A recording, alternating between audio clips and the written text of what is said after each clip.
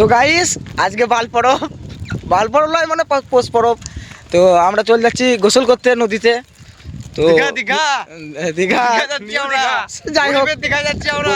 দীঘা। তা ভিডিওটা দেখতে থাকো স্কিপ না করে। তো গাইস এর নামতে চলেছি আমরা, দেখো খালি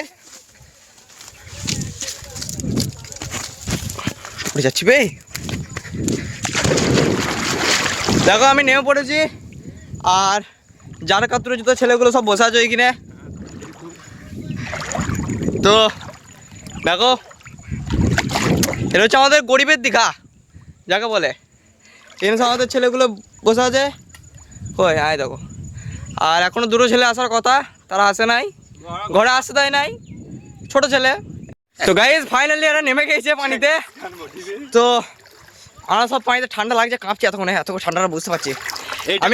গরিবের দীঘা। আমি এক হাঁড়ি গরম পানি এসে ঢাললুম, তাও গরম হয় নাই। তা ঠিক আছে, আমরা আজকে এই পর্যন্তই। তো দেখা হচ্ছে আবার কোনো ছোটো বড় একটা ভিডিও দিয়ে।